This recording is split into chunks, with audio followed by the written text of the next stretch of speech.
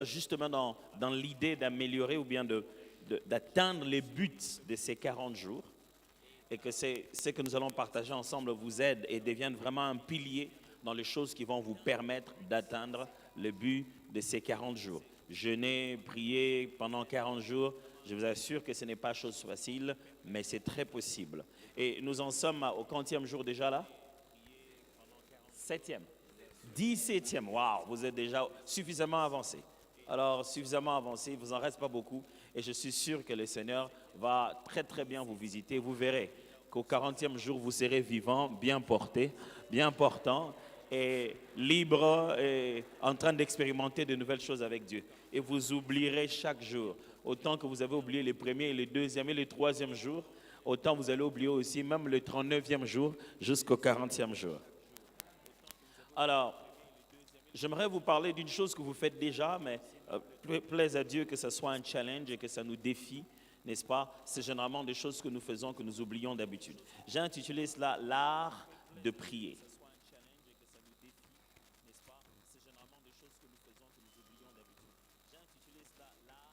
L'art de prier. Aidez-moi à dire aux voisins, l'art de prier. L'art yambongo te l'art de art. Tu peux tomber sur un voisin qui avait directement ta dette. Dès que tu dis l'art, il commence à imaginer que tu demandes ton argent. L'art de prier.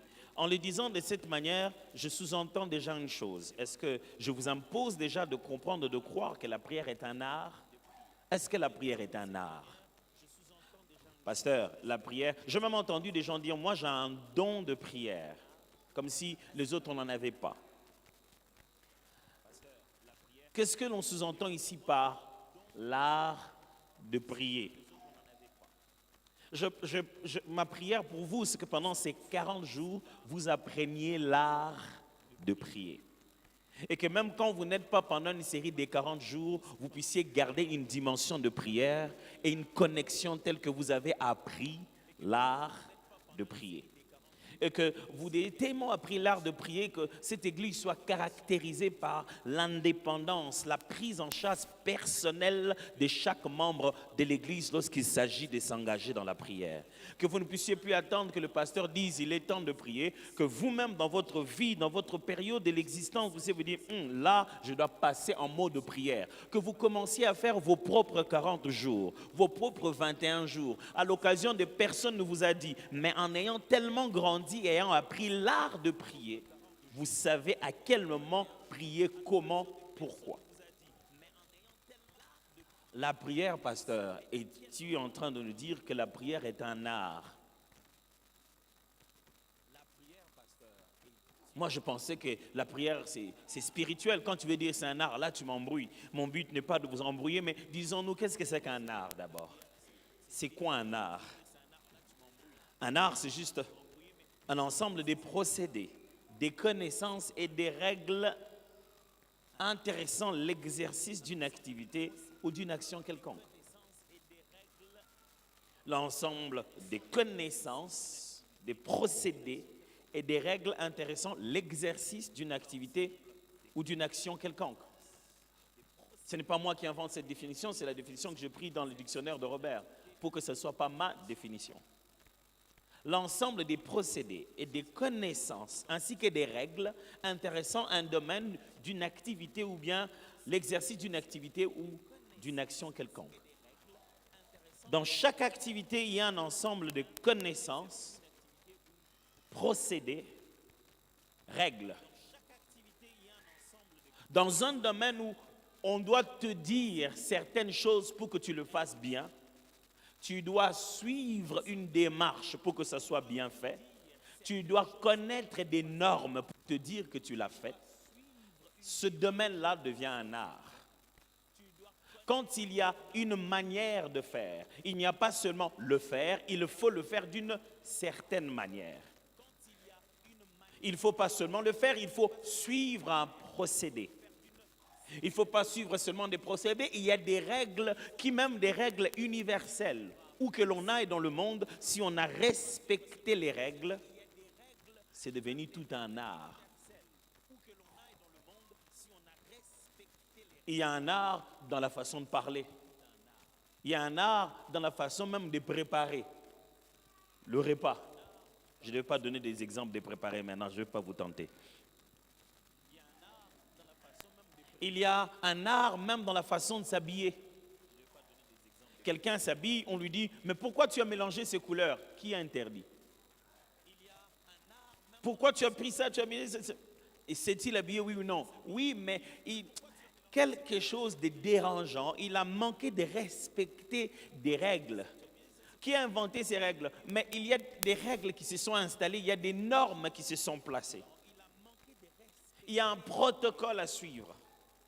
Il y a une façon de faire. Je me souviens, quand j'étudiais encore en maths physique, des fois on perdait des points dans certaines formes de maths, certains cours. Vous savez, en maths physique, vous avez les 4 formes de maths différemment.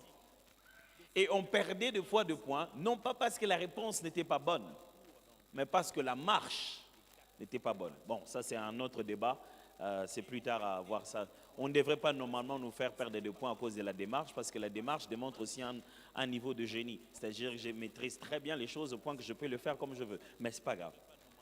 Mais on perdait des points parce que tu n'as pas respecté les règles de l'art. Tu ne l'as pas fait comme on devait le faire. Il y a des normes. Non seulement des normes, mais il y a des connaissances, c'est-à-dire il y a un degré d'apprentissage. On te donne des informations. Une fois qu'on t'a donné ces informations, tu commences à bien le faire. On t'explique comment on le fait. C'est vrai que dans tout art, nous n'avons pas tous le même degré de dextérité. On prendrait la guitare, on expliquerait à quelqu'un comment jouer, mais un autre jouerait la guitare comme s'il est né avec. Mais même à celui qu'on apprend, il comprend les règles de l'art. Il commence aussi à les exécuter. Ce que j'essaie de nous dire, c'est que le domaine appelé prière est un domaine dans lequel il y a des procédés, il y a des connaissances, il y a des règles. Il y a des choses, si vous ne les savez pas dans la prière, vous allez prier mal. Je n'invente pas ça.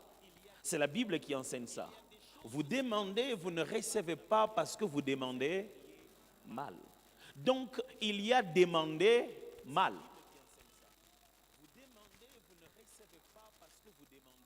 La prière est un art que nous devons apprendre à faire. Ce n'est pas quand vous naissez de nouveau que vous devenez directement bon dans la prière. Vous apprenez à prier, mais vous pouvez monter et devenir mieux et meilleur dans la prière. Et c'est ça ma demande à Dieu, qu'après ces 40 jours, toute cette église monte dans sa capacité de comprendre, de saisir l'art de la prière. Oh, s'il y a une chose que mon pays aime bien faire, c'est prier. 40 jours, 21 jours, 121 jours, 101 jours, 89 jours. De fois, on ne sait même plus ce que les chiffres veulent dire. On prie beaucoup. On prie plusieurs fois. Mais vous pouvez plusieurs fois faire la chose de la mauvaise manière. Le nombre n'assure pas le respect de l'art. Quelqu'un qui le fait tous les jours de la mauvaise manière, fait toujours de la mauvaise manière. À force de faire mal, ça ne rendra pas ça bien. Et j'aimerais vous dire une chose qui est une vérité. Quand vous avez tellement mal fait une mauvaise chose, ça va devenir difficile de désapprendre. Est-ce que ça a été clair ça? Let me go back to that. Des fois, il est plus facile d'apprendre à quelqu'un une nouvelle chose que de désapprendre à quelqu'un une ancienne chose. Des fois, il est plus facile que l'ignorant apprenne, que celui qui croit connaître puisse abandonner sa vieille connaissance. Vous avez déjà vu quelqu'un qui tient les stylos mal. Il met ici le dernier doigt. Il écrit comme ça. Il a 32 ans. Tu veux lui apprendre à tenir ça autrement. C'est-à-dire, il doit désapprendre. C'est-à-dire, il doit oublier. Il doit arrêter de faire ça. Il va devenir plus lent que vous. Vous voyez quelqu'un qui utilise son ordi, il touche dans tous les sens lui-même. Vous lui dites non, c'est pas comme ça. Il y a une position pour placer les mains en dactylographie. Tu n'as pas à bouger beaucoup. Tu lui apprends la position, mais il devient lent. Mais dis-lui, touche comme tu touches là, comme il le fait toujours. Il va faire vite. Il a tellement appris la mauvaise chose pendant longtemps qu'il n'a plus envie d'apprendre la bonne chose parce qu'il a l'impression que ça le ralentit. Je prie Dieu que pendant ces 40 jours, le Saint-Esprit t'aide à désapprendre et à réapprendre les bonnes choses à une telle vitesse que tu vas trouver que c'est mieux d'apprendre la bonne chose. Lisons la Bible, pasteur. Lisons la Bible. Luc chapitre 11, versets 1 à 13. Je crois que j'ai oublié mon mouchoir. Est-ce que je peux en avoir? Oh, il y en a ici, désolé. Il y en a. Je ne connaissais pas où je devais trouver ça. Merci. Vous y êtes? Vous y êtes? Ok. Luc chapitre 11, à partir du verset 1. J'aimerais vous demander, s'il vous plaît, vous pouvez lire avec moi à haute voix, ne fût-ce que les 3 premiers versets. On y va. 1, 2, 3. Jésus, lorsqu'il eut achevé, un de ses disciples, enseigne-nous à prier.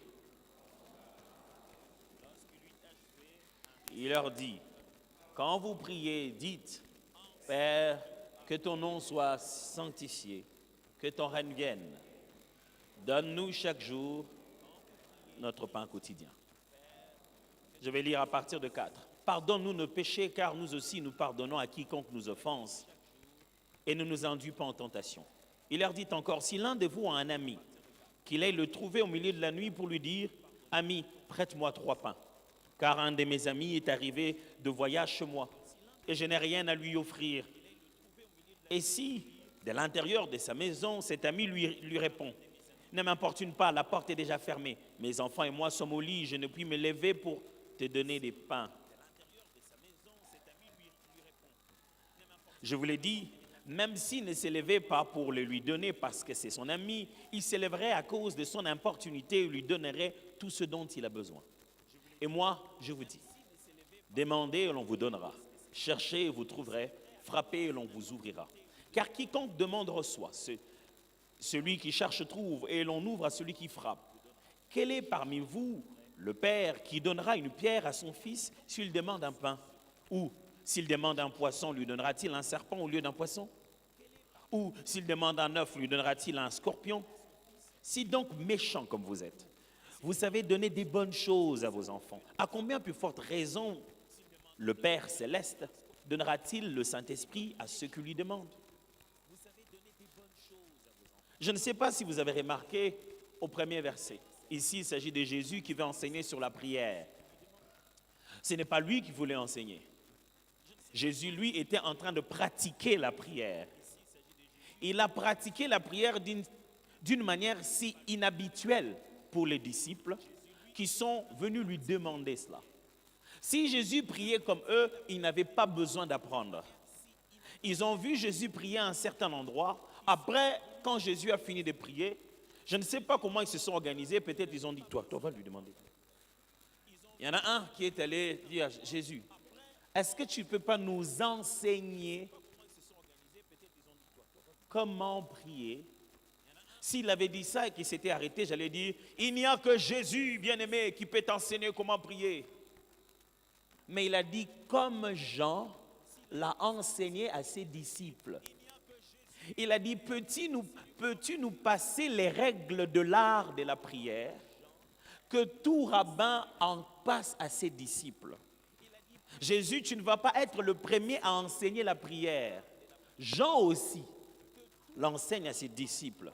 Enseigne-nous aussi, à nous, ta méthode, ton approche, comment prier. Enseigne-nous. Jésus s'est mis à leur enseigner, il leur a donné une façon d'aborder Dieu. Il dit, quand vous priez, dites notre Père, ainsi de suite. Après avoir parlé du Notre Père, Jésus donne un exemple. Il dit, la prière en fait, Jésus était bon en enseignement et l'un des éléments les plus forts de l'enseignement de Jésus, c'était des paraboles. Il utilisait des images pour que ça reste dans la tête. Et il dit, lequel de vous, s'il a un ami qui vient en plein milieu de la nuit Il dit, bon, écoute, mon ami, j'étais en train de voyager, mais je suis obligé de m'arrêter ici, il fait tard. Est-ce que je n'ai pas quelque chose à manger chez toi? Et il s'est dit, ah, mon cher, je n'ai rien. Je vais aller frapper la porte de l'autre ami. Finalement, on a combien d'amis? 3 amis. Le premier ami ne connaît pas le 3e ami. Il connaît que le 2e ami. Il a présenté son besoin au 2e ami. Mais le 2e ami a son ami aussi, le 3e. Il est allé le voir, il a dit, j'ai un ami, numéro 1, qui est chez moi. Et je n'ai pas moi. Numéro 2, je n'ai pas de quoi le nourrir. Et numéro 3 lui dit, ah, je dors déjà, ma femme et les enfants dorment, mon cher, à 7 heures. Jésus lui dit, même s'il ne s'est levé pas pour lui donner ce qu'il veut parce que c'est son ami, mais parce qu'il l'aurait importuné, je vais revenir sur ces termes-là, parce qu'il l'aurait tellement importuné, il s'élèvera, lui donnera, dit, bon voilà, prends. Jésus enseigne quoi? Qu'on puisse importuner Dieu dans la prière. Je vais revenir là-dessus. Il dit, parce qu'il aurait tellement importuné, il va lui donner. Alors il dit ceci, moi je vous dis, demandez, on vous donnera. Frappez, on vous ouvrira. Et cherchez, à ce moment-là, il n'y aura personne. Vous serez seul, vous trouverez. Frappez, de l'autre côté, on vous ouvrira. Demandez, de l'autre côté, on vous donnera. Mais cherchez, il n'y a personne de l'autre côté. C'est vous qui trouverez. On va y arriver. Alors, Jésus leur donne donc cet enseignement très fort au sujet de la prière. Mais est-ce que vous avez remarqué, mes frères, la Bible dit, les disciples ont dit à Jésus, enseigne-nous comment prier. J'ai même entendu les gens dire, la Bible dit, vous n'avez pas besoin d'être enseigné, l'onction elle-même vous enseignera. Pourquoi les gens citent la Bible là, juste pour un jet de mots? Et la Bible vous a dit, vous n'avez pas besoin d'être enseigné sur la prière. L'onction elle-même vous enseignera la prière. Vous n'avez pas besoin d'être enseigné sur la prière. Et ces textes-là, vous l'avez lu dans son contexte. Est-ce que ça veut même dire ce que vous êtes en train de nous faire dire? Ou bien on est tous en train de courir derrière le verbe enseigner? Que veut dire enseigner? Enseigner veut dire faire apprendre une science, un art, une discipline à quelqu'un, à un groupe. Les lui expliquer en lui donnant des cours et des leçons. Faire apprendre un art à quelqu'un. C'est ça enseigner. Faire apprendre quoi? Un art, une science, une discipline. La prière, lorsque les disciples disent à Jésus, enseigne-nous, ils veulent dire, apprends-nous l'art de prier. Mes frères, il ne suffit pas seulement de prier. Quand on parle de la prière chrétienne, il faut que le maître exécute une prière si différente que les disciples ont envie d'en connaître les règles. L'Église ne grandit pas parce qu'on se rencontre que pour prier. L'Église grandit dans la prière parce que l'on croit que la manière de prier de notre leader obtient tellement de résultats qu'on aimerait apprendre de lui comment prier. C'est ça ce qu'il y a ici. Ils ont dit, Jésus, nous avons vu que ta façon d'aborder la prière obtient tellement de résultats. Apprends-nous. Donc l'Église grandit non seulement de l'enseignement de la prière, mais aussi de la démonstration des exaucements de ses enseignants. Ok? Si on est là, mes frères et sœurs, c'est soit parce que Dieu exauce et on veut apprendre comment entrer dans cette procédure d'exaucement pour qu'il nous exauce aussi. Alors si vous ne croyez pas que Dieu exauce, regardez seulement cet endroit. Quand on est arrivé ici, c'était désert. Quand on est entré ici, qui pouvait imaginer qu'il y aura Philadelphie ici à cet endroit? Je connais comment cet homme et cette femme sont arrivés ici. Et quand j'arrive et je vois ça, j'ai dit, il y a un Dieu que prie Timothée Mbenguela. Ce Dieu-là exauce. Je vais entrer dans ce Dieu-là. Ok. Je vais me répéter comme ceci. Si nous venons pendant 40 jours, nous sommes en train de chercher un Dieu qui peut te bâtir une maison, même à l'étranger, en commençant par zéro. C'est ce qu'on est en train d'apprendre. On est en train d'apprendre un Dieu qui te protège en terre étrangère et qui t'élève là où tu ne pouvais pas l'imaginer et qui rendra ton nom grand dans les endroits où tu es sans effort humain. C'est ça que nous sommes en train d'apprendre. Et ça s'apprend. C'est un art. Aidez-moi à dire aux voisins, la prière est un art.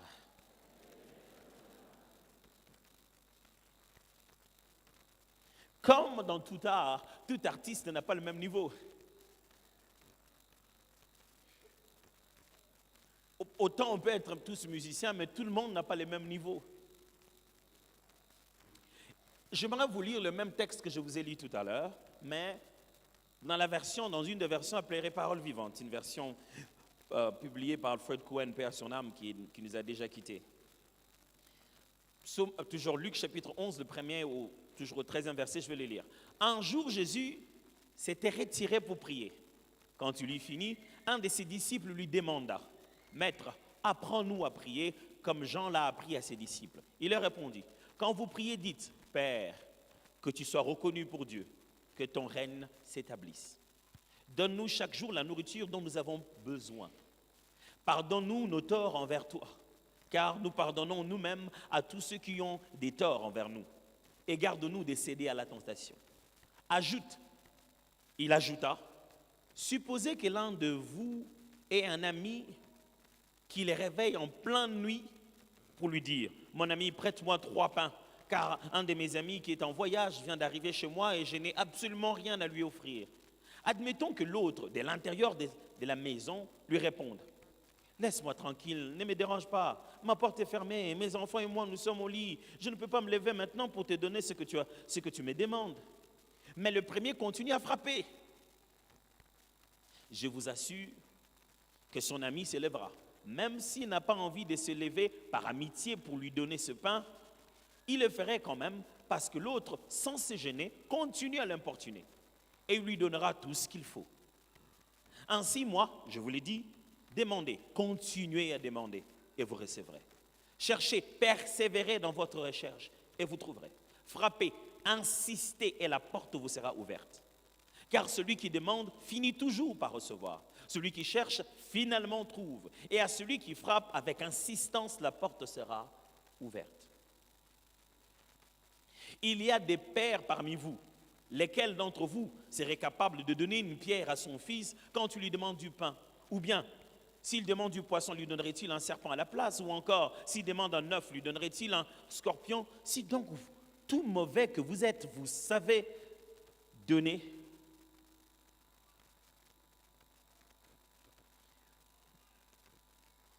vous savez donner à vos enfants ce qui est bon pour eux, à plus forte raison, votre Père céleste donnerait-il les dons de l'Esprit Saint à ceux qui lui demandent. Mes frères et sœurs, je n'ai plus à vous démontrer que la prière est un art. La question est celle-ci. Êtes-vous prêt à apprendre l'art de la prière? Quand je dis que la prière est un art, ça suppose 4 idées. 1. Il y a des connaissances qu'on peut apprendre pour grandir dans la prière. Il y a des connaissances qu'on peut apprendre pour grandir dans la prière.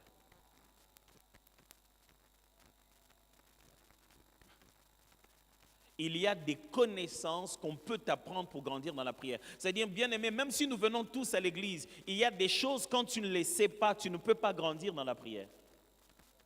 C'est que la force de la prière n'est pas dans le temps que tu as, mais dans la connaissance que tu as. Je vais répéter. La force de la prière n'est pas dans les genoux, mais dans la Bible. Oh, that's going to be crazy now. La force de la prière n'est pas combien de temps tu as fait noircir tes genoux, mais quelles sont les clés que tu détiens entre tes mains pour accéder à chaque porte spirituelle.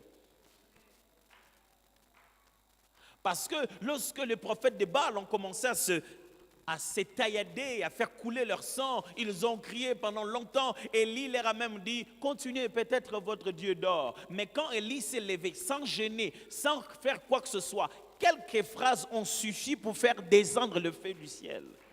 Il savait quelque chose.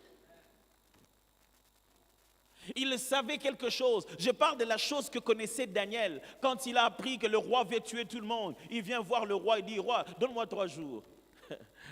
Donne-moi 3 jours, je vais rêver les rêves que tu as rêvés. Quelle garantie? Roi, ce n'est pas un grand problème, donne-moi juste 3 jours. Tu dis qu'il faut qu'on rêve les rêves que tu as rêvés, qu'on t'explique, non? Avec le Dieu que je sers, la manière dont je le prie, la façon dont nous conversons. Ce genre de sujets vont me demander que 3 jours. Les chrétiens utilisent la prière comme un jeu de chance. Et ils se disent, il faut beaucoup prier. La prière n'est pas d'abord dans la quantité, elle est dans la qualité, la façon de la faire. Je prie Dieu qu'après ces 40 jours, tu sois capable de regarder ta situation, tu te dis ça, non, quand il aura 3 jours, je vais faire juste 3 jours, après je vais fixer l'affaire. C'est ça le sens de la prière. Qui dit l'art de prier, il dit qu'il y a des connaissances qu'on peut apprendre pour grandir dans la prière. Je me souviens, la fois où j'ai dû acheter quelque chose ensemble avec ma femme. Quand j'achetais des choses, elle me disait toujours, toi vraiment, tu ne sais pas débattre. Hein? Je me dis, débattre pourquoi? Toi, tu es venu de chez toi, tu as mis un prix. Moi aussi, je suis venu de chez moi, j'ai mis un prix. Pourquoi tu dois imaginer que toi, tu dois me bouffer de l'argent? Soyons sincères, tu as mis le prix. Et un jour, j'ai ramené quelque chose, j'ai dit à ma femme, vraiment, j'ai acheté ça. Le monsieur là m'a fait une faveur. Disons que la chose coûtait, j'ai dit comme ça, $100. Il m'a dit, tu as acheté ça comment? J'ai dit $100. Ça? J'ai dit oui. D'ailleurs, le monsieur m'a fait faveur, je lui ai donné 98 parce que je n'avais pas les 2 autres.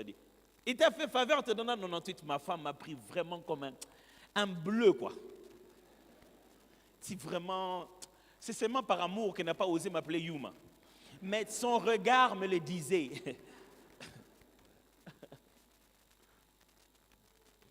Je pouvais lire dans son regard qu'elle se disait vraiment, moi, je n'ai pas été au Pénago.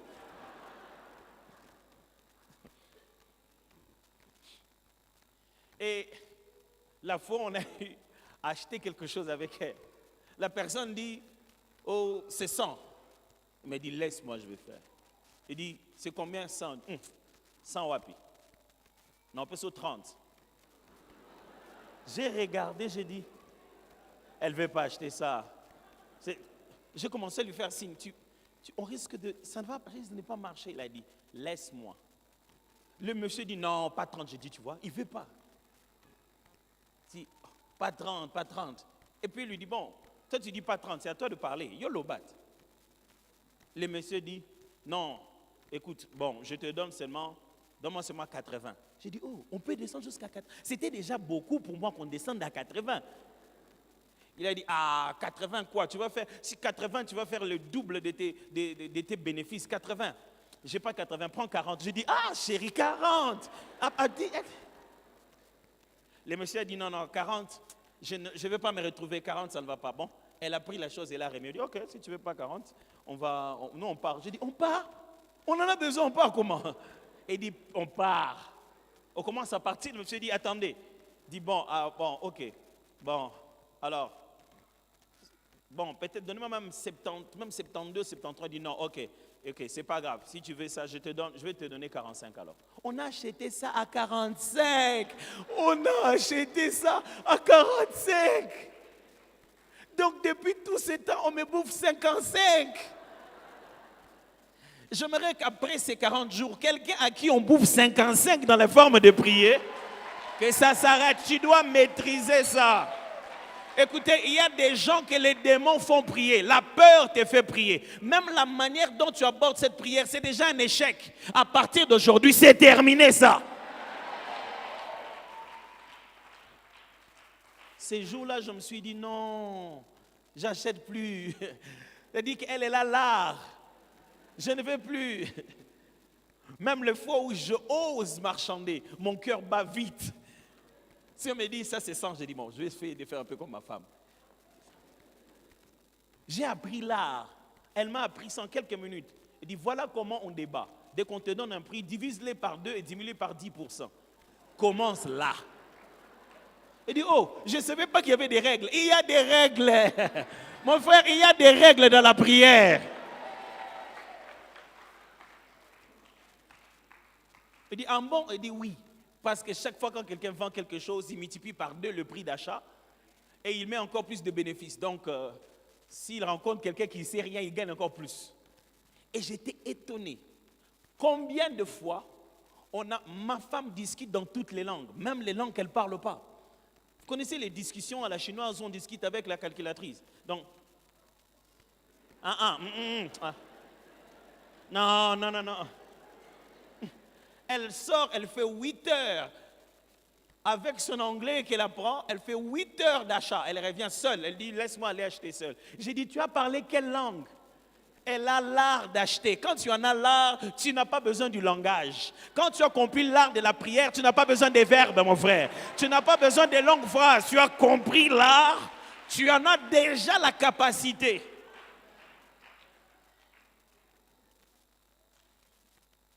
Ce qui fait que quand il faut acheter, je n'ai pas besoin d'interprète. Même si on va acheter ou à Dubaï, j'emmène seulement ma femme. Même avec la calculatrice, ça suffira. Qui dit l'art de prier sous-entend deux.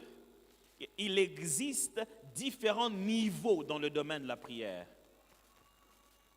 Oh, ce n'est pas que les disciples ne priaient pas, ils priaient déjà. Mais ils ont vu la façon de prier de Jésus, ils se sont dit, ça on n'a pas encore fait. Il existe différents niveaux dans le domaine de la prière. J'ai entendu des gens croire, même, je les ai même entendus le dire avec un air tellement religieux. C'est disant non, on ne prie pas beaucoup comme vous là. Moi, les matins, je fais seulement ma petite prière, je recommande ma journée à Dieu. Vous, c'est vous qui voulez vous compliquer pour rien. Moi, je recommande ma journée à Dieu, mais voilà, Dieu me bénit. Qui t'a dit que les gens sont bénis parce qu'ils prient? Les gens sont bénis parce qu'ils respectent les règles de séma et de moisson et les principes de l'effort. La prière, tu en as besoin pour toute autre chose. Continue à avoir. Le jour où on va couper en bas, tout ce que tu as eu en haut va tomber brusquement. Alors tu viendras demander la prière chez les pasteurs. Parce que tu ne sais pas comment réagir. C'est là que tu vas commencer à te plaindre. Vraiment, les serviteurs de Dieu maintenant, si seulement Dieu les élève, leur téléphone ne passe plus. J'ai voulu m'appeler les pasteurs, j'étais dans les problèmes, j'avais besoin qu'ils prient pour moi. Le téléphone de Dieu est ouvert, maman. C'est parce que tu ne sais pas comment l'appeler directement, c'est ça? Tout le jour, je te donne le numéro personnel de Dieu. Mais tu veux que chaque fois, moi, je l'appelle à ta place. Si je commence à prendre des commissions de prière,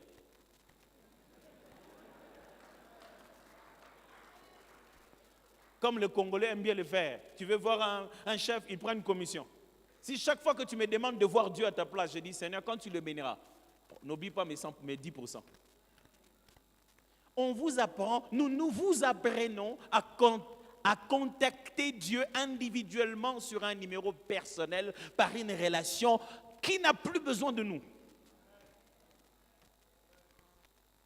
Mais pour ça, il y a des niveaux. Et ces niveaux ne sont ni pastoraux, apostoliques, non. Ces niveaux sont liés à l'art de la prière. Parce qu'on peut bien appeler quelqu'un pasteur, mais il ne connaît pas l'art de la prière. Un jour, Anne est arrivée, elle est passée à un autre mode. Elle priait. Élie qui était là-bas, elle dit, maman, alors quitte là-bas, quitte devant la maison du Seigneur, comme ça, va faire passer ton vin, tu es ivre. Puis il dit, je ne suis pas ivre. Il y regarde, il dit, oh, c'est vrai. Il y a certains niveaux de l'art de la prière que les autres vont traiter d'ivresse. Ils ne le connaissent pas simplement. Ne va pas débattre. Tout ce qu'il faut, c'est des résultats. Si tu es passé à un autre niveau, donc tu dois passer à d'autres résultats. Vous savez que moi, je suis un fervent croyant du parler en langue et de son utilité dans la spiritualité chrétienne. Mais je vois qu'on a de plus en plus de nouvelles écoles de parler en langue, où toute la prière consiste à ce qui parle le plus longtemps en langue, mais pour très peu de résultats. Et des fois, quand tu le vois parler en langue, tu te dis, ils vont tomber malades au niveau de leur foie, au niveau de leurs estomacs. Ils sont en train de mal utiliser ça. Ils ne parlent plus en langue, ils crient en langue. Quelle est la langue pour la parler? Tu dois faire ça. Tu n'es pas obligé, c'est une langue que tu parles. Maintenant que je parle ici, vous m'avez vu crier. Tu n'es pas obligé de te détruire pour parler en langue. Tu n'es pas obligé de souiller complètement, de souiller complètement pour parler en langue. C'est parler en langue. Mais alors, combien n'ont-ils pas dit qu'ils ont monté dans des niveaux de parler en langue? Si tu montes des niveaux, tu dois monter des résultats, papa. Tout ce que je demande, ce n'est pas combien de temps tu as fait. Tout ce que je demande, c'est quel feu est descendu. Tout ce que je demande, ce n'est pas qu'est-ce que Dieu a dit. Tout ce que je demande, c'est qu'est-ce que Dieu a fait de ce qu'il a dit. Vous êtes sûr que vous voulez apprendre l'art de prier? Ok, c'est bon. Alors ma question est celle-ci, quel est votre niveau de prière actuel? J'aimerais que vous puissiez vous faire à vous-même une évaluation. J'en suis à quel niveau? Je veux passer à un niveau supérieur. Pour comprendre ton niveau supérieur, tu dois d'abord être conscient de ton niveau actuel. J'en suis à quoi? Si tu es encore à prier, oh Seigneur, Seigneur, je prie, Père, fais des grandes choses dans ma vie. Ça signifie quoi? Ça signifie quoi les grandes choses dans ma vie? Je ne suis pas en train de dire que cette phrase n'est pas valide. Je suis en train de dire que si, après avoir dit grandes choses, tu ne sais pas quelle est la grande chose, ça ne signifie rien du tout. Tu ne sais pas ce que tu demandes. La Bible dit, un tel homme irrésolu ne sait pas ce qu'il demande. Il est pareil à quelqu'un qui s'est regardé dans le miroir et qui a oublié à quoi il ressemblait. Qu'un tel homme ne puisse jamais attendre de Dieu un exaucement. Quand tu dis grand chose, ça ressemble à quoi? Si tu ne connais pas ton exaucement, si tu ne visualises pas ton exaucement, tu ne le reconnaîtras pas. Ok, let me get it very clear. Si tu n'as pas l'image mentale, tu n'as pas la pensée des genres de choses auxquelles tu t'attends, ça va te dépasser en cours de route. Je vais encore répéter ça. Tu es en train de demander quoi à Dieu quand tu dis, oh Père, fais des grandes choses que le monde sache que tu es mon Dieu. Comme quoi? Tu t'attends à quoi? Seigneur, toi-même fais seulement ce que tu veux. Mais mes frères, arrêtez cette façon bizarre de donner à Dieu l'alphabet pour que lui-même compose des mots. Vous savez en quelle année a été créé l'alphabet? Et puis de quel alphabet vous lui donnez? Phénicien, hébreu, juif? Qui vous a dit que tout le monde fonctionne avec l'alphabet? Il y a des cultures qui fonctionnent avec des pictographies, avec des caractères. Dieu veut que tu lui parles et tu lui donnes l'alphabet. C'est comme ça. Donne l'alphabet à ta femme, tu vas voir si tu vas manger ce jour-là. Oh, chérie, tu me dis rien, tout ça. Dis, chérie, je te donne l'alphabet. Toi-même, commence à utiliser ça chaque matin comme tu veux. Elle te donnera aussi l'alphabet de la cuisine. Tu vas commencer à utiliser toi-même comme ça. Mes amis, je suis en train de vous dire ici qu'il y a des niveaux de prière. Et on va y accéder de plus en plus. 3, il y a des connaissances qui garantissent les résultats de la prière. Autant je vous ai dit qu'il y a des connaissances qu'on doit apprendre ou qu'on peut apprendre, je suis en train de renforcer l'idée qu'il y a des connaissances qui garantissent les résultats de la prière. Il y a des choses, quand vous les savez, avant même de prier, vous savez ce qui va se passer. C'est pourquoi vous voyez certaines personnes qui sont trop sûres et vous dites, ce gars, il est entré dans des dimensions de prière. Comment il savait déjà? Non, je veux que Dieu commence à m'utiliser dans telle dimension. Mes frères et sœurs, la spiritualité chrétienne a des choses que vous devez connaître. Quand vous le connaissez, vous comprenez comment ça fonctionne. I'm about to say something very hard here. Quand vous grandissez avec Dieu, vous n'êtes plus seulement en train d'être utilisé par Dieu. Vous apprenez comment on utilise ce que Dieu vous a donné. Ok, j'ai vraiment besoin que vous puissiez bien suivre cette nuance. Quand vous êtes jeune dans la foi, quand vous marchez avec le Seigneur, Dieu vous utilise. C'est-à-dire que le Seigneur vous fait faire par instinct certaines choses parce que vous n'en comprenez pas encore le principe.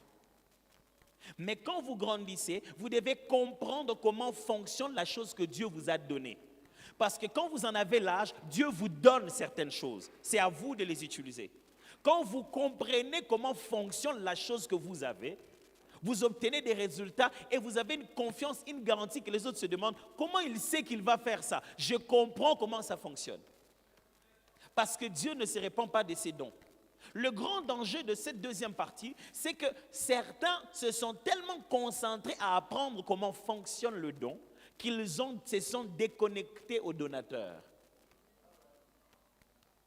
Mais ne considérez pas que apprendre comment fonctionne ce que t'a donné Dieu est un péché.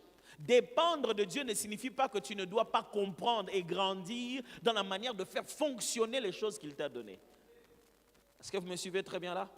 C'est-à-dire que je ne suis pas là en train de me dire, bon, oh roi Osias, oh roi Josias, je ne sais pas ce que l'Éternel voudra de moi. Pourquoi vous voulez me demander de prophétiser? C'est seulement, ça dépend de Dieu, c'est seulement sa grâce. S'il ne me parle pas, comment on va faire? Non, Josias arrive, Akab arrive. Et Élisée les regarde et dit, toi, va chercher les prophètes de ta mère et de ton père là-bas. Tu viens troubler le peuple d'Israël. Le gars, il est fâché. Le prophète est énervé. Quand vous lisez ça, c'est ce que ça veut dire. Et quand on dit ton père et ta mère, c'est un ton bien. Normalement, il est fait avec le ton que nous disons. Va chercher les prophètes de ton père et les prophètes de ta mère là-bas.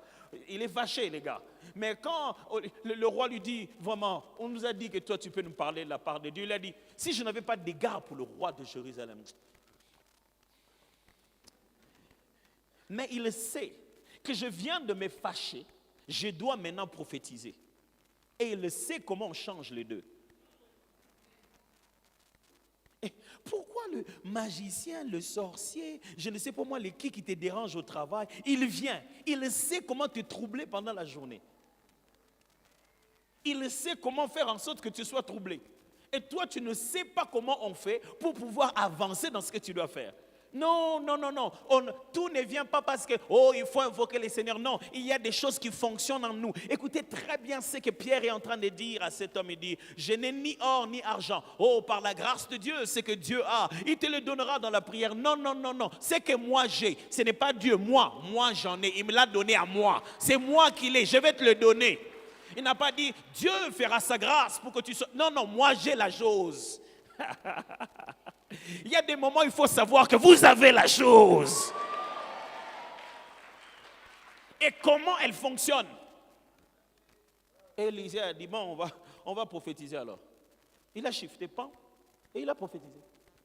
Simplement.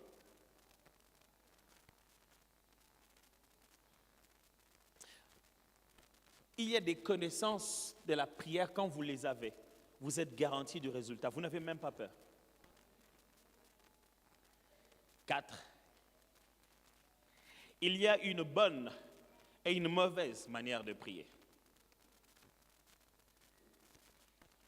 J'espère que je ne vous ai pas perdu. Ce sont les 4 idées fondamentales quand je suis en train de dire l'art de prier. Ça signifie quoi? Je sous-entends que l'art de prier, 1, veut dire il y a des connaissances qu'on peut apprendre pour grandir dans la prière. 2, il existe des différents niveaux dans le domaine de la prière. 3, il y a des connaissances qui garantissent les résultats de la prière. Et 4, il y a une bonne et une mauvaise manière de prier.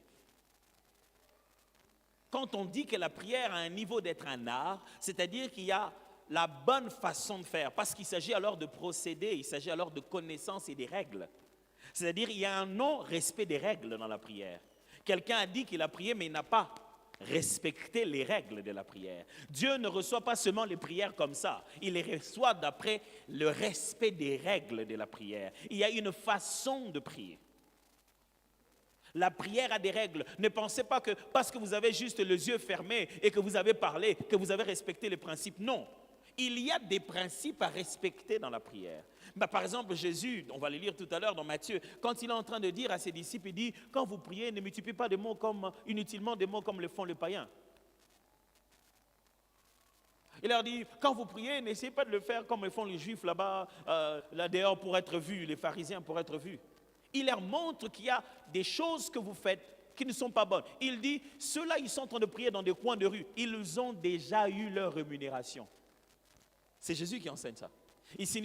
Ça signifie ceci. Celui qui prie en mativus, il veut que les gens voient qu'il prie. La joie et le plaisir que les gens voient qu'il prie, c'est déjà ça son exaucement. Il a atteint déjà son but. Son but n'est pas les résultats de la prière. Savez-vous que beaucoup de gens ne prient plus pour les résultats? Ils prient pour le plaisir de dire qu'ils ont prié. Ils sont plus heureux d'avoir prié que d'avoir à attendre les résultats de leur prière. Ils ne s'attendent à rien dans leur prière. Ils s'attendaient seulement à prier. Pour être capable de dire, tout bon de là, tout qu'on a ma ombi. Mon frère, on a beaucoup prié pour toi. Je ne cherchais pas la quantité de la prière. Je cherchais l'exaucement. Aujourd'hui, les gens ont plaisir d'avoir passé beaucoup de temps dans la prière. Ça nourrit leur ego.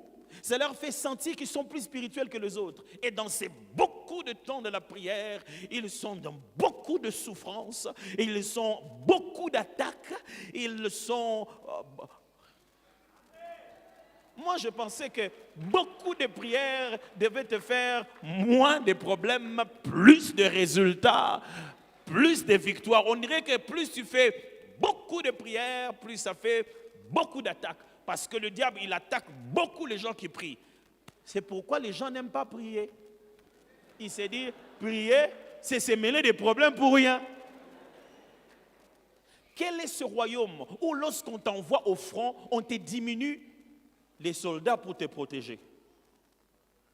C'est quoi? C'est dans quel royaume tu es? Un jour, j'étais en train d'expliquer quelque chose à l'église. C'était tellement fort pendant ce séminaire, j'ai expliqué un peu certaines notions de démonologie et tout ça, comment les choses fonctionnent et tout.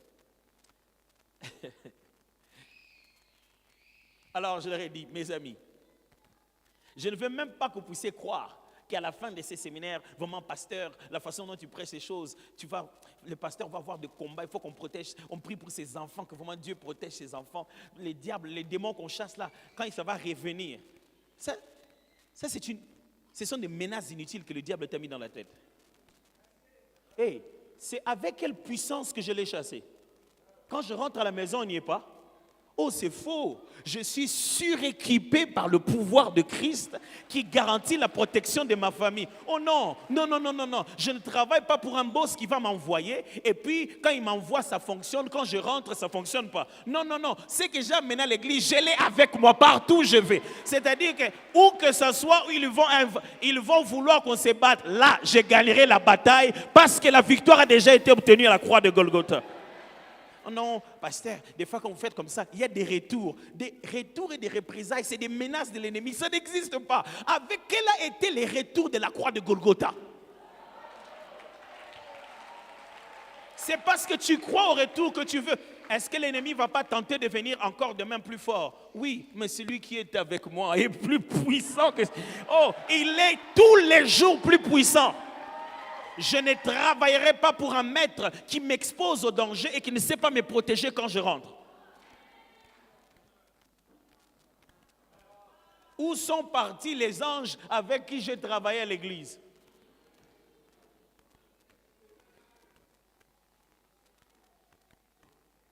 Après les séminaires, quand je finis, je suis fatigué, je prie, après je dors profondément. Je me réveille demain, je mange. Oh non, il faut entrer dans le jeûne parce qu'après des moments pareils, je vais tuer mon estomac pour rien, je mange.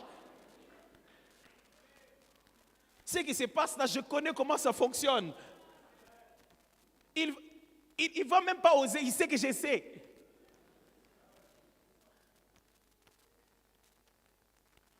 Un jour, quelqu'un m'a dit, pasteur, vous avez chanté cette chanson des l'autre côté. Vous savez que le monde des ténèbres, il est vraiment fâché contre vous. J'ai dit, oui, je sais. Où est le problème? Ce n'est pas hier qu'ils sont fâchés contre nous. Avant de venir ici, on a fait le concert et l'autre côté. Pasteur, on a vu des choses incroyables. Incroyables. Exactement comme dans la vidéo.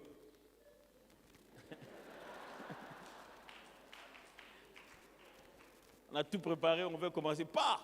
Le groupe électrogène pète, pouf, et les lumières. On commence à reprendre le travail. Il se met à pleuvoir. Il pleut pendant quelques, même pas une heure. Il a plu un peu, mais avec un vent violent. Les baffles sont mouillés, tout est mouillé. Et moi, je prêchais à l'église pendant qu'il pleuvait.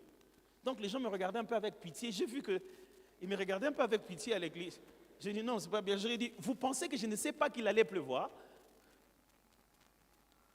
Pour quel gouvernement je fonctionne? Comment je peux ne pas être débriefé sur ma mission? Et j'ai dit, il va pleuvoir. Mais bon, ça là est l'autre côté. Est-ce que vous savez ce que la Bible dit? Toute arme forgée contre moi sera nulle et sans effet. C'est-à-dire, toute arme au niveau de la fabrication n'atteindra pas le but pour lequel on l'a armée.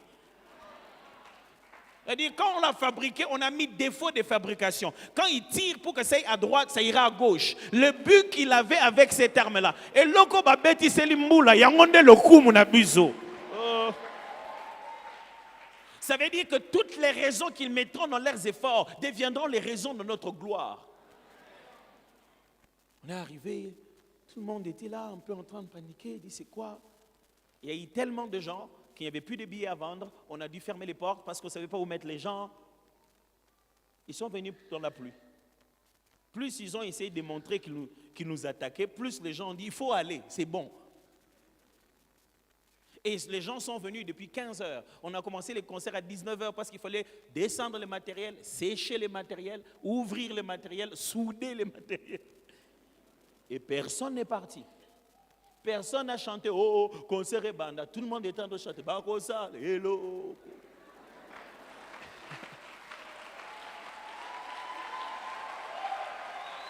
Et tu veux qu'à ce moment-là, moi, je fasse quoi? Oh, j'arrache. Oh, non, non, non, non, non, non, non, non, non, non. À chacun son travail. Moi, je vais chanter. Lui, il va s'occuper de cette affaire-là. Quand vous connaissez comment ça fonctionne, mon frère, n'importe qui ne va plus blaguer avec vous. Hein, c'est fini.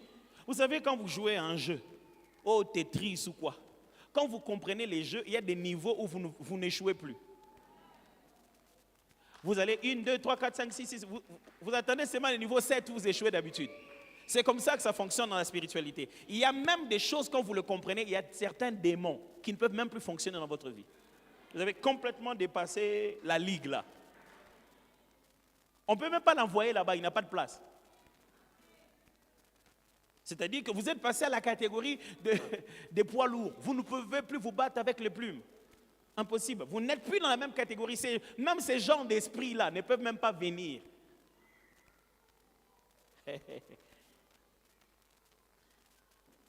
Alors, est-ce que jusqu'ici ça va? Est-ce que ça avance?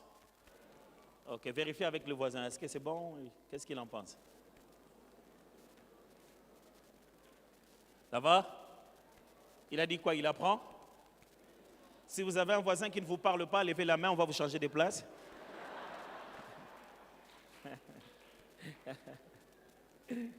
C'est pour rire. Alors, ce soir, avant de partir, laissez-moi au moins partager avec vous une de ces pensées. Jésus-Christ explique comment prier.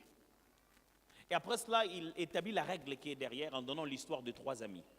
Après avoir parlé de l'histoire de 3 amis, il revient sur 3 verbes qu'on n'a pas vus à l'intérieur, mais il les ressort clairement.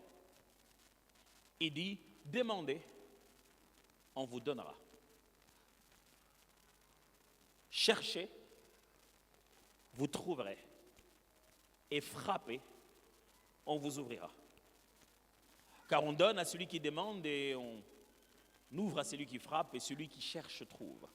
Ce verbe demander, frapper et chercher sont conjugués, je ne vais pas vous embrouiller avec le grec, mais il y a un temps de conjugaison dans le grec qui exprime un genre de présent continuel. C'est-à-dire, faites-les encore et encore et encore. C'est pourquoi dans l'une des versions que je viens de vous lire de Paroles vivantes, il dit, demandez, continuez à demander. Frappez avec insistance. Cherchez avec persévérance. Il ne s'agit pas de demander une fois, ou de frapper une fois, ou de chercher une fois. L'idée de ces verbes, chaque fois dans leur conjugaison, veut dire continuellement. Pendant que vous demandez encore, vous continuez à demander. Une chose que vous avez demandé là est déjà arrivée, vous continuez à demander. C'est un peu l'idée de s'aimer, ne vous arrêtez pas, parce que vous ne savez pas à quel jour et à quel moment vous allez récolter. Demandez, cherchez, frappez. Et si on essaie de comprendre, de découvrir l'art de demander, l'art de chercher et l'art de frapper. Qu'est-ce que vous en pensez? Intéressant? Commençons par demander. J'aimerais partager avec vous fondamentalement 3 grandes idées qui peuvent vous aider dans la façon de demander.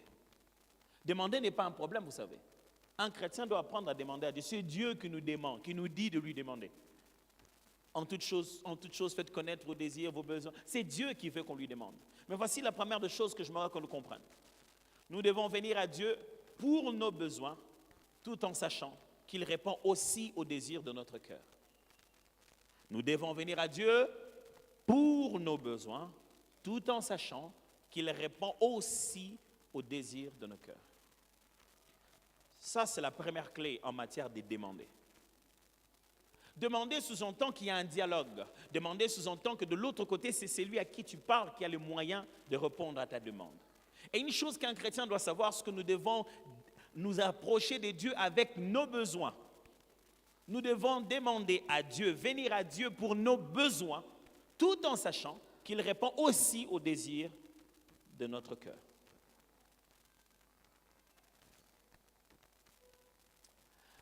En Jean, chapitre 5, les versets 13 à 15, je lis dans la version seconde. En Jean 5, 13 à 15, je vous écris ces choses afin que vous sachiez que vous avez la vie éternelle, vous qui croyez au Fils, au nom du Fils de Dieu. Nous avons auprès de lui cette assurance. Auprès de qui? Le Fils de Dieu. Nous avons auprès de lui cette assurance que si nous demandons quelque chose selon sa volonté, il nous écoute. Nous avons auprès de lui quoi? Cette assurance. Que si nous demandons une chose, il nous écoute.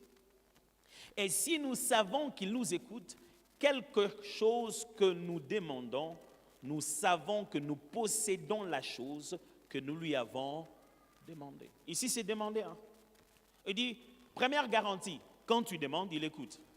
Mes amis, ne doutez jamais de l'interlocuteur.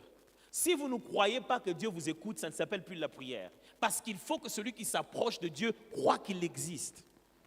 Et quand vous revenez demain en lui disant, Seigneur, est-ce que tu entends même mes prières? Oh, mais à qui tu parles? S'il n'entend pas tes prières, comment il va t'entendre dire que si tu entends ses prières? Je ne sais pas si vous voyez la logique. S'il n'a pas entendu les prières, comment il va entendre quand tu es en train de dire s'il entend tes prières? La prière des demandes fonctionne d'abord avec la garantie de l'écoute. Je suis garanti d'être écouté. Dieu t'écoute. Et l'autre garantie qui est donnée ici, c'est que quelle que soit la chose que nous demandons, nous savons que nous possédons la chose que nous lui avons demandée. Pas nous la posséderons. Il dit, puisque nous avons la garantie d'écoute, nous savons que déjà c'est bon, nous l'avons.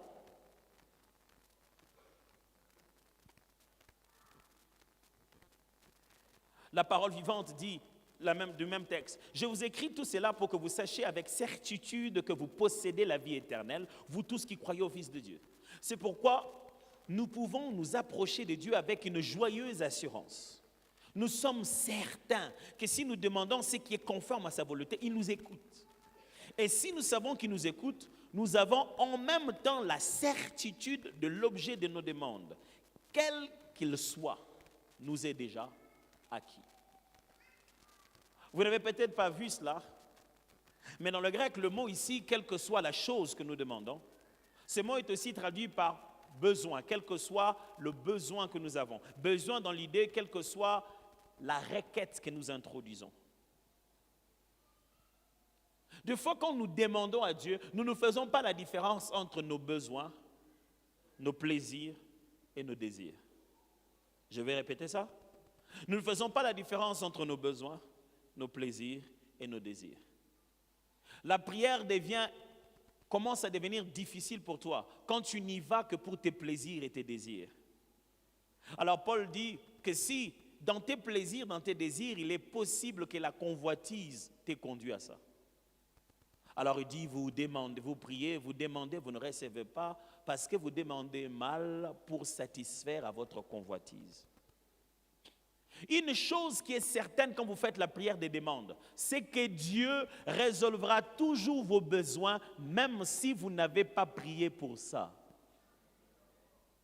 C'est la responsabilité paternelle. L'enfant n'a pas besoin de demander d'aller à l'école. C'est ton enfant, c'est à toi de l'amener à l'école.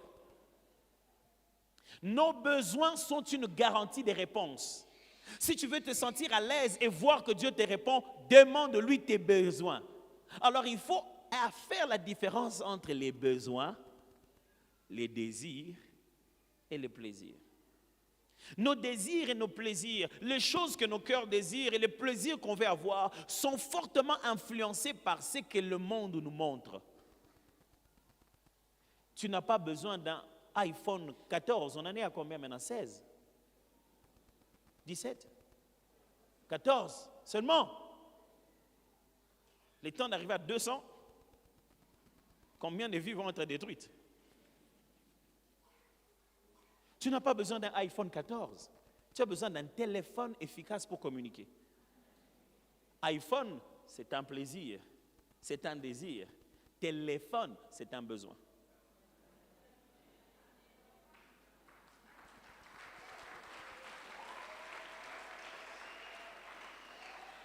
Tu n'as pas besoin d'une Lamborghini ou d'une Range Rover. Tu as besoin d'un moyen de déplacement. C'est ça d'abord. Dieu te donnera toujours ton besoin, toujours, parce qu'il est Père. Il te le donnera même sans que tu n'aies formulé la prière. Et il te le donnera, je vais vous expliquer comment Dieu donne. Il te le donnera toujours au temps convenable. Amenons d'abord devant Dieu nos besoins. Je suis en train de vous apprendre l'art de demander. Vous voulez apprendre comment on demande à Dieu? Identifiez clairement quels sont vos besoins. Écoutez bien, ce n'est pas moi qui l'invente. Jésus venu sur terre, il est devenu la source des réponses ambulantes, l'exaucement en mouvement. C'est lui à qui on peut tout demander et il va le faire à l'instant.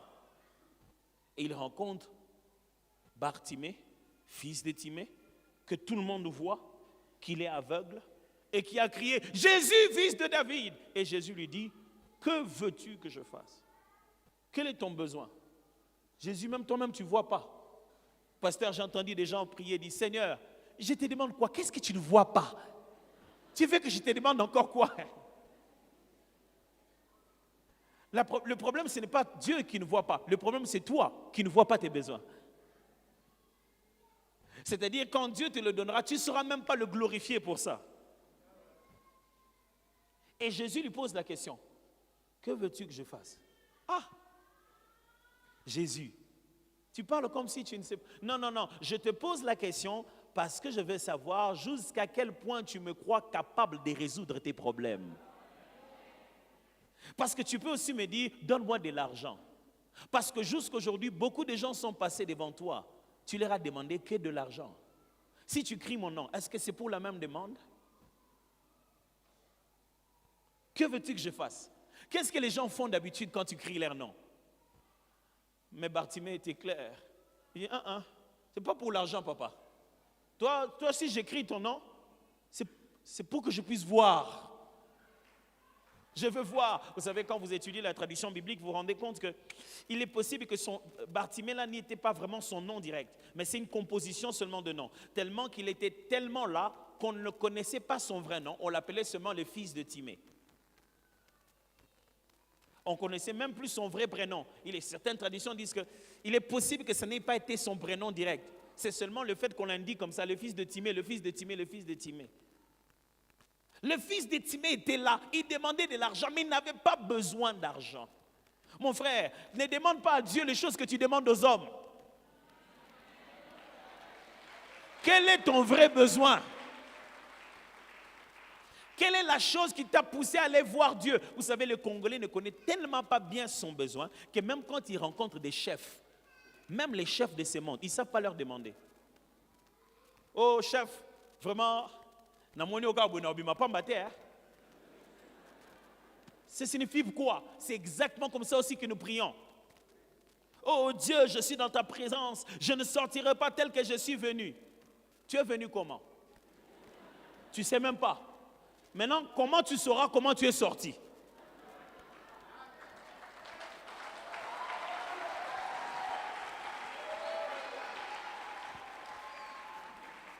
Avant même de demander, identifiez votre besoin. Vous demandez quoi? Parce que Dieu va vous donner votre besoin, et je précise, avant même que vous n'ayez besoin de demander, il l'a déjà pris en charge.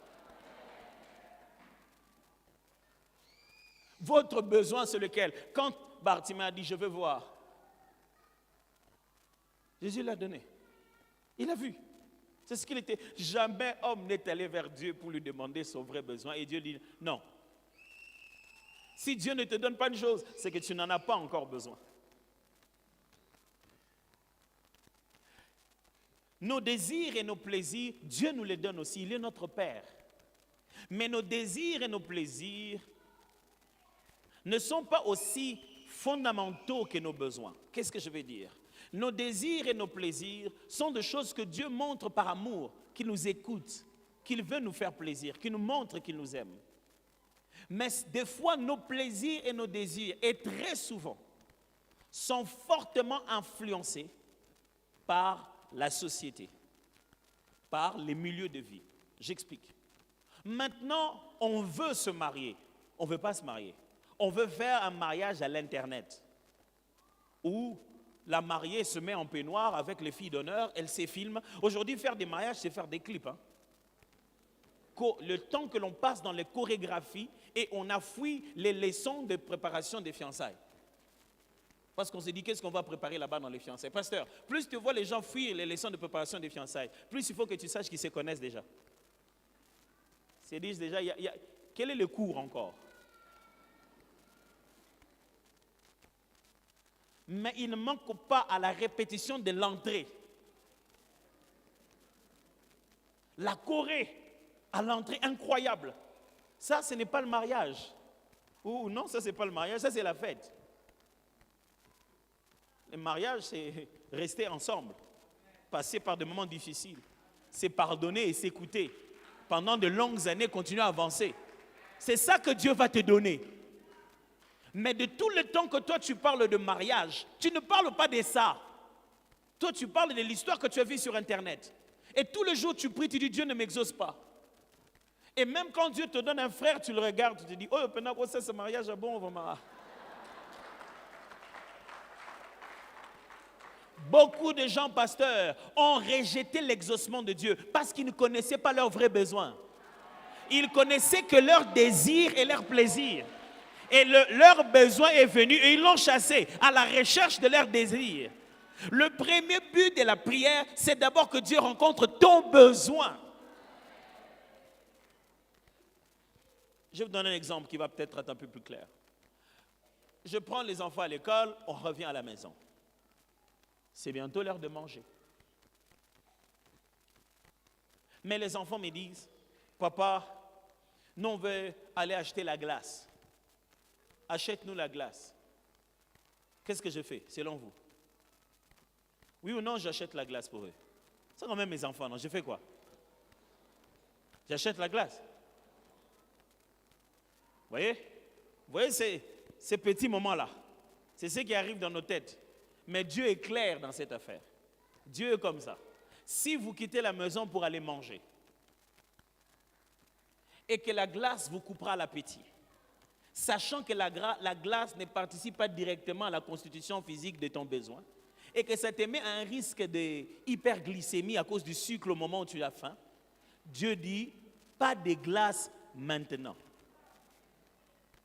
Vous devez manger d'abord. Vous allez manger. Si vous avez fini de manger en retard, et que si vous prenez la glace à cette heure-là, à cause du degré de sucre, vous n'allez pas dormir, pas de glace ce jour-là. Mais samedi, il prendra tous les enfants. Ils vont aller que pour faire ça. Aller manger la glace. Celui qui sait prier pour ses vrais besoins, le jour où Dieu lui fait plaisir, vous allez l'envier. Ah oui. Il y a des gens, vous commencez à dire, il est vraiment, hein, Dieu on dirait qu'il fait que... Non, il a suivi ses besoins. Et un bon matin, Dieu dit, viens, on va manger la glace. Non seulement qu'il voyage, il le fait voyager première classe. Non seulement qu'il voyage première classe, on lui a donné le visa à 24 heures. Ça, c'est quand le Père t'amène manger la glace. Vous savez, quand le Père t'amène manger la glace, il t'amène à un endroit même toi tu ne pouvais pas imaginer. Il va te payer la meilleure glace. Les jours où toi tu veux faire plaisir aux enfants, c'est toi-même qui veux te sentir père. C'est toi-même qui sors l'argent. Les jours où Dieu veut te faire plaisir, ça va dépasser même les désirs que toi tu avais. Il faut commencer par comprendre tes besoins. D'abord. Maintenant qu'on prie là, quel est ton besoin? Eh pasteur, moi vraiment on a besoin que Dieu, qu'on puisse m'augmenter les salaires, vivre avec ces salaires. Je n'arrive pas à tenir la maison. Non, ton besoin ce n'est pas les salaires. Ton besoin c'est plus d'indépendance financière. Ok? Et ce n'est pas obligé de passer par le salaire. Là, tu es en train de lui dire, viens chez moi, mets ta main sur l'enfant et il sera guéri. Tu lui montres même la méthode. Là, tu es en train d'aller chez Élisée, de lui dire, je pensais que le prophète allait sortir, il allait étendre sa main et je serai pur. Toi, tu veux être pur, oui ou non? Oui, va te laver dans le Jourdain. Il y a des fois pour que Dieu te rende indépendant financièrement, au moins, on va l'ongolio moussala. Oh. C'est là que tu te dis, pasteur, vraiment, on a prié, Dieu a même dit qu'il va me donner de l'argent. Pasteur, c'est ce que les gens de Dieu, maintenant m'ont enlevé du travail. Oui, mais c'est ton salaire qui t'empêche de réfléchir en entrepreneur. Et tant que tu as des béquilles, tu ne marcheras pas. Écoutez-moi, Jésus est le miraculeux qui chasse les gens du deuil avant de ressusciter les morts. Ok, let me go back to that. Il vient et dit, mais pourquoi vous pleurez? Non, non, non, c'est fini, l'enfant dort. Il dort comment? Réveille-les d'abord, après on va être sûr. Non, vous pouvez partir déjà, l'enfant dort. J'ai pris un Dieu qui me garantit déjà les résultats pendant que je suis encore dans le processus. Deuxième chose à savoir sur demander. Je vous ai dit, d'abord nos besoins, vous devez les identifier. Deuxième chose, je vous dis, les besoins sont déjà garantis dans la prière. Je n'ai pas cessé de le dire d'ailleurs dans la première partie. Nos besoins sont déjà garantis dans la prière. Je vais lire avec vous Philippiens 4, 6. Philippiens 4, 6 dit ceci. Ne vous inquiétez de rien. Philippiens 4, 6. Ne vous inquiétez de rien, mais en toute chose, faites connaître vos besoins à Dieu par des prières et des supplications avec des actions de grâce. C'est Dieu lui-même qui dit, faites connaître vos besoins. Dans la parole vivante, on dit ceci. N'entretenez aucun souci. J'aime bien cette version parce que le français est vraiment le plus actuel, quoi. N'entretenez aucun souci. En toute situation, exposez vos besoins et vos souhaits à Dieu. Et les leur faisant connaître dans vos prières. Intercédez avec confiance et sérieux. Exposez vos requêtes avec précision, sans oublier d'exprimer aussi votre reconnaissance. Vous avez entendu ça? Vous savez, la langue grecque a des mots qui ont plusieurs sens en même temps. Et j'aime cette version parce que c'est une version dynamique. Ça signifie que ça donne pour un même mot plusieurs variantes de la même réalité. Il dit ceci. Intercédez avec confiance et sérieux. Exposez vos requêtes avec précision, sans oublier d'exprimer aussi votre reconnaissance. Mais l'ancien français dit, mais en toute chose, faites connaître vos besoins à Dieu par des prières, des supplications, avec des actions de grâce. Mais l'idée, c'est que vous devez intercéder avec confiance et sérieux. Quand vous présentez vos requêtes, ça doit être avec précision. Mais les besoins sont déjà garantis d'exaucement. Et le verset 19 de même Philippiens 4 dit, « Et mon Dieu pourvoira à tous vos besoins selon sa richesse avec gloire en Jésus-Christ. » La version Parole vivante dit, « D'ailleurs, mon Dieu subviendra pleinement à tous vos besoins selon sa richesse glorieuse manifestée en Jésus-Christ. » Paul est en train de dire ceci aux Philippiens, je ne vais pas rentrer trop dans le contexte, c'est dans un contexte de collecte, comment il devait donner pour pouvoir aider les autres saints par-ci par-là dans le monde, et il est en train de leur montrer que Dieu subviendra à leurs besoins aussi. Alors il dit ceci, « Et mon Dieu subviendra à vos besoins selon sa richesse. » J'aime bien ça. Il dit, c'est selon sa richesse. Ok. Dieu est riche de quoi?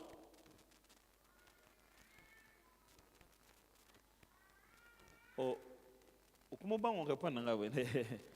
C'est une vraie question. Dieu est riche de quoi? Vous pensez que Dieu est riche d'argent? Dieu n'a pas besoin d'argent, mes amis. L'argent en pièces a été créé par des Lydiens. Ce n'est pas si vieux que ça, ces choses. Les monnaies en papier ont été créées par des Chinois. Or, Dieu disait à Abraham qu'il l'a béni et il n'y avait pas encore tout cet argent. Dieu n'est pas riche par la banque. Quand vous pensez que Dieu va vous bénir, il va faire quoi? Multiplier des billets, le contrefacteur est puni des servitudes pénales. Dieu est riche de quoi? Il est riche de toute sa création. Il est riche des cœurs et des pensées. La Bible dit, le cœur du roi est comme un cours d'eau entre les mains de l'Éternel. Et il les tourne comme il veut. Quand Dieu te dit qu'il va te donner, il va user de ses richesses. Et dans les richesses de Dieu, il y a des gens seulement. Il appelle quelqu'un, dit, toi, va chez lui, donne-lui ce que je t'avais dit. Tu peux sortir aucun billet des banques. Il est le seul qui dit, venez acheter sans argent. Pour t'obtenir ce que toi tu as besoin d'obtenir par argent, Dieu n'a pas besoin d'argent pour ça. Et vous savez, nous, quand nous demandons à Dieu, nous ne demandons plus nos besoins, nous demandons la méthode. N'impose pas à Dieu comment il va le faire. Ne va pas lui dire, donne-moi de l'argent pour. Vous savez, maintenant nous faisons foi à la méthode. Or, la méthode est réservée pour la gloire de Dieu. Il doit choisir les façons de faire qui le glorifieront le mieux. Écoutez ce que les amis de Daniel ont dit. Ils ont dit, ah, roi, vraiment, quelque chose que tu veux faire, nous tous qu'on sait, on ne va pas se prosterner devant toi. Notre Dieu là que tu dis, il peut nous délivrer. Ils ont commencé d'abord par dire ça. Notre Dieu peut nous délivrer.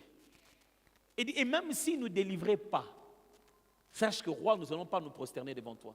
Ils n'étaient pas en train de dire, roi, tel que nous sommes là, nous n'allons pas brûler. Dieu va envoyer un feu qui va nous protéger. Il dit, notre Dieu a toutes les possibilités. Mais voici ici à quoi nous devons rester fidèles. Notre part, c'est de ne pas nous agenouiller. Chez lui, il a plusieurs possibilités. Il peut arrêter ta bouche là au moment où tu parles. Il peut faire ce qu'il veut. Et Dieu, j'aime comment il l'a fait. Non seulement il n'a rien fait devant le roi, pendant la route. Il n'a rien fait. Il y a des moments où Dieu n'agit que quand tu es à l'intérieur du feu. Et toi, tu priais pour ne pas entrer dans le feu. Toi, tu passes tout ton temps de prière. Dieu, que je n'entre pas dans le feu. Pendant que lui, il est là en train de dire, je t'attends ici dans le feu. Oh Père, que je n'entre pas dans le feu. Je t'attends ici dans le feu. Quand tu es jeté dans le feu, tu entres avec tristesse. Seigneur, comment tu ne m'as pas protégé? Mais non, moi j'étais dans le feu. Regarde bien dans le feu. Est-ce que tu brûles? Est-ce que tu brûles depuis que tu es dedans? Seigneur, comment tu as laissé ces gens vraiment dans le boulot? Ils m'ont combattu, on m'a même enlevé du boulot. Est-ce que tu dors affamé?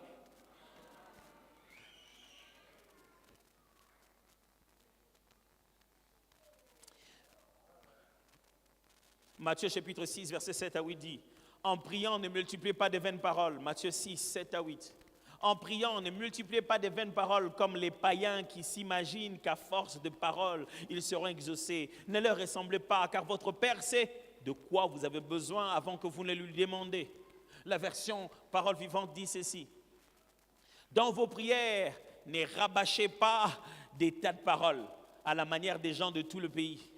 Ceux-ci s'imaginent qu'à force de paroles, ils se feront exaucer. Ne faites pas comme eux.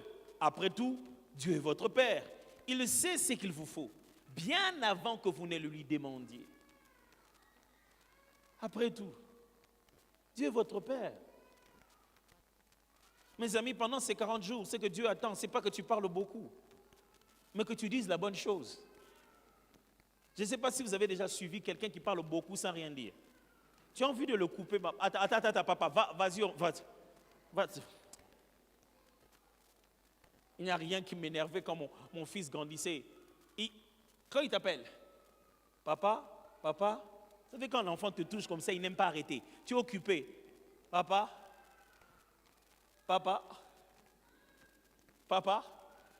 C'est ce qu'on appelle être importuné. Je vous expliquerai ça. Et puis je dis, quoi? Il dit, papa, je voulais te dire que, tu sais, non? Être parent, c'est difficile. Hein? Tu sens que ta colère monte. Ah. Tu te dis, mais tu parles ou quoi? Et la colère descend. Oh. Il dit, oui, Roland, dis-moi. Oui, surtout quand tu dis encore ça, il reprend à zéro. Oh, oui, je disais, Daddy, tu sais, moi, je voulais... Oui, chérie, tu voulais quoi? Oui, comme je disais que, tu sais, moi... Vous savez, nous sommes comme ça des fois dans la prière. 17 jours, tu es en train de tourner en rond. Père, tu sais, oh Dieu, que puis-je te demander? Seigneur, toi-même, tu connais les besoins. Père, je ne viens pas pour des besoins de ce monde. Tu veux les besoins d'où?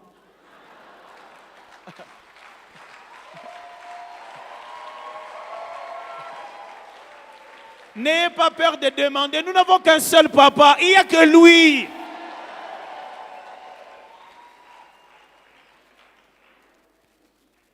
Et quand on multiplie des paroles, on tourne en rond. Et Jésus dit, mais après tout, c'est votre papa. Ce n'est pas dans l'argument que vous allez le convaincre de votre besoin. Ce n'est pas ce que mon fils m'explique au sujet de l'école qui va me pousser à payer les Minerval. Je vais payer les Minerval. On parle seulement du sujet de Minerval. Mais je ne vais pas dire, tu ne m'as pas convaincu. Je vais pas, explique-moi un peu, je vais payer quoi? Dieu ne fait pas ça avec toi. Il sait que tu as faim. Il sait que tu dois te marier. Il sait que tu dois te voyager. Il t'a même promis de te donner le travail. Quel est ce genre de Dieu qui promet et qui tourne derrière? Il connaît tes besoins.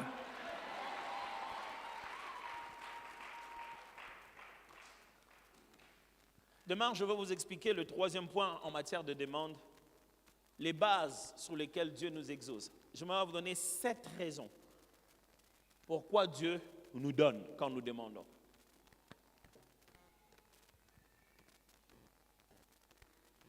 Est-ce que quelqu'un est en train d'apprendre l'art de prier? Passez du temps à l'identification de vos besoins plus qu'autre chose. Vous savez, pasteur, des fois les gens disent, pasteur, j'ai cherché la volonté de Dieu, mais Dieu ne m'a pas parlé. J'ai beaucoup prié. Ils ont l'impression que pour que Dieu parle, c'est difficile. Mais regardez ce que David faisait. Il n'était pas prophète. Mais quand il voulait demander la volonté de Dieu, il était précis. Quoiqu'il usait de l'Umim et du Turim, il utilisait donc les éléments de l'éphod, les éléments de l'égarement du sacrificateur pour pouvoir reconnaître la pensée de Dieu. Mais il était clair dans sa question. Il ne demandait pas d'explication à Dieu. Il venait, il trouve que les enfants étaient pris, les femmes ont été prises. Il dit, Seigneur, les suivrai-je, les rattraperai-je? La réponse, il n'y en a qu'une, oui ou non. Et il pouvait facilement reconnaître oui ou non. Des fois, nous, on s'approche de Dieu avec tellement d'arguments et d'explications. Tu as posé une question à Dieu que même la façon de te parler pour comprendre ça, tu ne sais pas comment il va faire. Seigneur, je te prie, mon Dieu, je te prie, Père, dis-moi pourquoi tu me veux là-bas. C'est long. C'est dit, Seigneur, tu veux que je le fasse, oui ou non? Là, c'est plus simple. C'est soit oui, c'est soit non. Des fois, dans nos formulations de prière, nous compliquons même la réponse de Dieu pour nous. De sorte que quand il va parler tantôt d'une manière, tantôt d'une autre, tu ne vas même pas comprendre. Mais quand il s'agit de reconnaître soit le oui, soit le non de Dieu, ça devient plus facile si c'est ce que tu es en train de lui demander. Mais quand tu attends oui ou non, ça ne signifie pas rêve. Pasteur, j'ai prié, mais je n'ai aucun rêve. Non, ça ne signifie pas rêve. C'est pour ça, on veut prier, vous voulez prier, vous voulez qu'on apprenne l'art de la prière, vous serez obligé d'apprendre comment Dieu parle et comment il vous parle à vous en particulier. Sans besoin d'être le grand prophète qui voit avec précision. Combien de fois les gens voient avec précision, mais ils ne voient pas qu'on peut faire quelque chose dans un téléphone appelé Facebook pour qu'ils deviennent millionnaires. Tous les voyants ne sont pas des faiseurs. Ce n'est pas tous ceux qui voient qui agissent. Quelquefois, dans la voyance, vous n'êtes qu'un observateur. Voulez-vous être de ceux qui ont la vision ou de ceux qui ont la voyance? La vie n'est pas dirigée par la voyance, elle est dirigée par la vision. Et si ta voyance ne produit pas en toi de la vision, tu deviens un observateur spirituel. Ta voyance doit te donner la vision et la capacité de faire sortir de l'invisible vers le visible. Désire ça. Sinon, tu observeras comment les choses se passent. Et tu ne sauras pas prendre de l'invisible pour amener au visible. Et les rendre réels. Ou même un architecte deviendra mieux que toi. L'architecte aura la vision que cet endroit deviendra un temple. Et ça le deviendra. Il a vu ça dans sa tête. Et on va vivre là. Là où lui, il a vu dans sa tête. Et toi, tu auras vu dans la prière rien. Et tu vas chercher, peut-être qu'on n'a pas craint Dieu. Peut-être que vous avez manqué de donner des offrandes parce que tu n'as pas compris comment fonctionne l'art de la voyance et de la vision. J'aborde ce sujet parce que je sais qu'il est très aimé ici.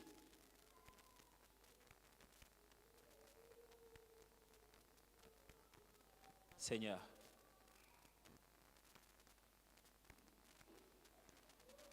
je ne sais pas là où chacun a besoin d'une leçon personnelle avec toi. Je ne viens ici que pour prier, pour parler. J'ai dit quelque chose. Est-ce que c'est tout ce qu'il fallait dire? Je vais vous exhorter de prier juste avant que le pasteur vienne donner des annonces. Je respecte le temps qu'il m'a donné et comme il veut respecter le temps qu'il vous a aussi donné. Donc on est encore dans le bon. Mais je veux que vous puissiez juste faire une prière à Dieu et lui demander, Seigneur, enseigne-moi l'art de prier de façon personnelle. Que dans les choses qui se disent, je veux savoir ce que moi je dois faire à partir de là où je suis. Prions ensemble, s'il vous plaît. Prions ensemble.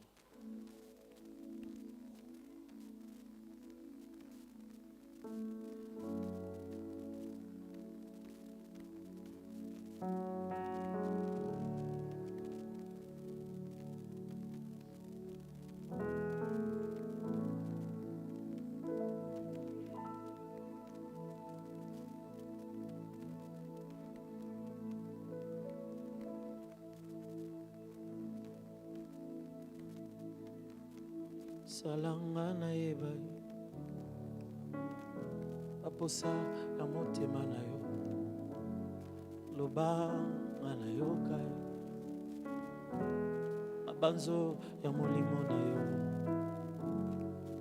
bongo ngala kokisa papa aposa ya motema na yo bongo ngala loba maloba ye mayeko simba loba ngana yoka mabanzo ya monimo na yo simbanga na ningana ye nanguya ya okona ala brate chata la ketebos. C'est à Dieu que tu es en train de parler comme ça.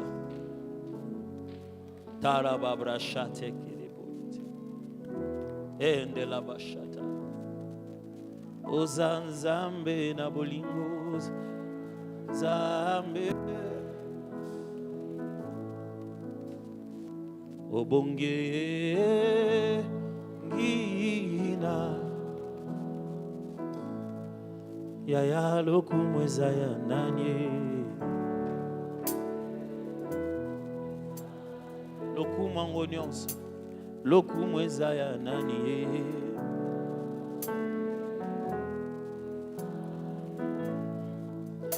Ozanzambe na bolingo ya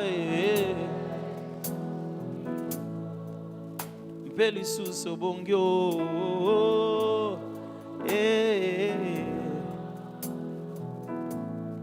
ya lokumweza ya yo Partez directement vers vous.